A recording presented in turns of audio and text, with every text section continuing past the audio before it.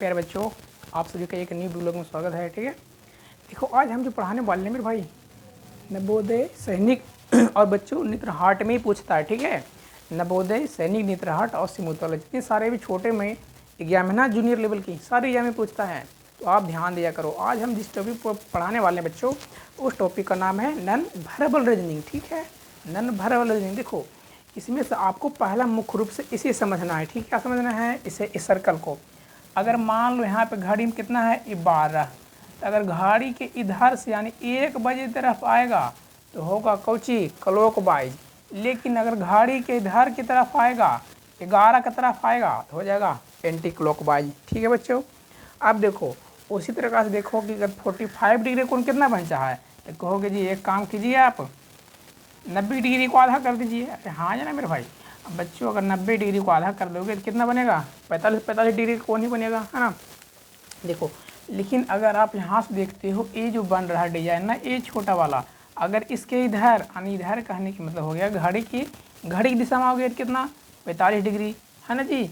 उसी प्रकार से ये देखो हम इसको ऐसे खींचे हैं, अगर इधर आ गया तो कितना 45 में ही एंटी क्लॉक चला जाएगा। लेकिन अगर बच्चों यहाँ पर आप देखते हो कि 90 डिग्री में किधर होता है, इधर एंटी होता है, आया ना। अब देखो 90 डिग्री से इधर आ जाओगे क्या हो जाएगा क्लॉक वाइज, अब इधर आ जाएगा तो एंटी क्लॉक, आया ना। अब देखो उसी प्रकार से देखो 90 डिग्री दो ढंग का बनता है, एक है बच्चों ये, दूसरा सेकेंड ढंग का है, और ये क्या है, ये फर्स्ट ढंग का। यहाँ पे 90 डिग्री बनता है। यानी बच्चों यहाँ पे बोल सकते हो कि अगर कभी भी आकृति में यहाँ दे देगा इस तरह नर भरबल में, यानी क्या हो जाएगा, ये है जी 45, ये 45 है, क्योंकि ये दोनों को मिलाकर ये बन जाएगा 45 90। यानी अगर इधर ही घुस इधर चल रहा है मेरे भाई तो हो जाएगा कितना एंटी क्लॉकवाइज। ठीक है, अगर देखो अब देखो 135 डिग्री पाते हैं तो ये कौन बन रहा है 135, इधर तो क्लॉकवाइज। ये कितना हो रहा है जी, तो आपको हो गई सर 180 डिग्री हो रहा है, ये देखो 180 बन रहा ना, तो इधर आएगा तो क्या हो जाएगा क्लॉकवाइज, इधर आएंगे तो एंटी क्लॉक। उसी प्रकार से देखो 135 का क्या देखो एंटी है, यानी इधर से इधर जा रहा तो एंटी है ना। बच्चों आपको सबसे पहले महत्वपूर्ण ये है, ये आपको पहले समझना पड़ेगा, उसके बाद हम क्वेश्चन पर हम आते हैं। क्लॉकवाइज हो गया एंटी क्लॉकवाइज। ठीक है जी मेरे भाई, देखो ये बहुत ही पूछता है नवोदय में, है ना, बहुत ही पूछता है। ठीक है, इतना पूछता है ना, मानो इनर भरवल नहीं बनाओगे ना तो नवोदय में सिलेक्शन ही नहीं होता है। देखो तो यहाँ कह रहा है मेरे भाई क्वेश्चन नंबर 1 है कि इस तरह का दे देगा, 1 एलिमेंट 2 एलिमेंट 3 एलिमेंट 4 एलिमेंट, कितना है 5 एलिमेंट, है ना। यहाँ पर देखो कितना एलिमेंट है, 1 एलिमेंट हो गया जी, क्या कितना हो गया, तो आपको हो गया सर है यही मेरे भाई आपका 1 एलिमेंट, 2 एलिमेंट 3 4 5, है ना बच्चों। देखो अगर ये 5 एलिमेंट है, ठीक है, ये हो गया आपका क्वेश्चन, है ना। इधर साइड का क्वेश्चन हो गया, इधर हो गया क्वेश्चन, इधर क्या हो गया बच्चों, उत्तर आपका इधर दिया रहेगा, है ना बच्चों।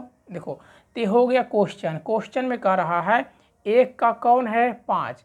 इसका बनाने का सबसे बेस्ट मेथड है मेरे बच्चों कि सबसे पहले ये देखा करो कि 1 का 5 क्या है, आप कहोगे जी 1 का पर क्या है, 1 का 5 बराबर है। अगर बच्चों 1 का है जो 5 क्या है बराबर है, अगर बच्चों 1 का 5 बराबर होगा तो हमको इसी में छठा में ही तो आंसर खोजना है या ना। यानी छठा एलिमेंट का खोजना कौन होगा, तो ये देखो अगर 1 का कभी 5 मिल जाएगा, है ना, बराबर में, तो दूसरा का क्या हो जाएगा छठा हो जाएगा। आपको बिना कुछ देखे हुए क्या मार देना है, दूसरा का छठा जो हमारा तीसरा एलिमेंट में है या नहीं है। ठीक है, अब देखो अब आते हैं क्वेश्चन नंबर 2 पे। देखो यहाँ कह रहा है जी पहला एलिमेंट है, दूसरा है, तीसरा है, चौथा है, पांचवा एलिमेंट हो गया, है ना। अब देखो पहला एलिमेंट है बच्चों जो कितना के बराबर है, तो कहोगे जी सर 5वां का है, लेकिन कहाँ है उल्टा है। तो बच्चों हम व्युत्क्रम का चिन्ह ऐसे देते हैं, ए हो गया ए हो गया, ऐसे हम व्युत्क्रम का चिन्ह देते हैं। ठीक है, तो यहाँ आप देखते हो कि पहला का व्युत्क्रम कौन हो गया 5।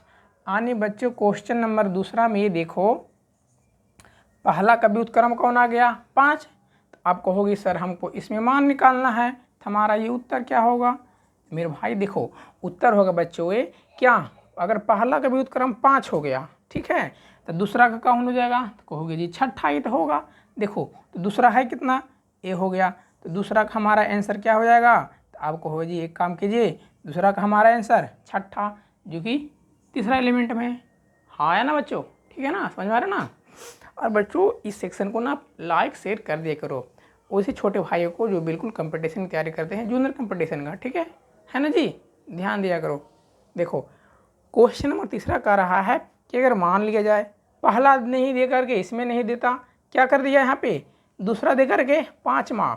अगर मेरे भाई यहाँ भी वही कंडीशन होगा, अगर 2 का 5 एलिमेंट बराबर है, क्या है बच्चों, 2 का 5 एलिमेंट है, तो तीसरा का क्या हो जाएगा जी, अब कहोगे जी छठा हो जाएगा सर। छठा क्या है, अगर ये सीधा है तो तीसरा में, अगर दूसरा का सीधा है यानी बराबर है, दूसरा का अगर 5वां एलिमेंट बराबर है तो तीसरा का कौन हो जाएगा बच्चों, तीसरा का हमारा आंसर छठा हो जाएगा। हाँ है ना बच्चों, आप ऐसे जल्दी से जल्दी से लाइक और शेयर करो, ठीक है।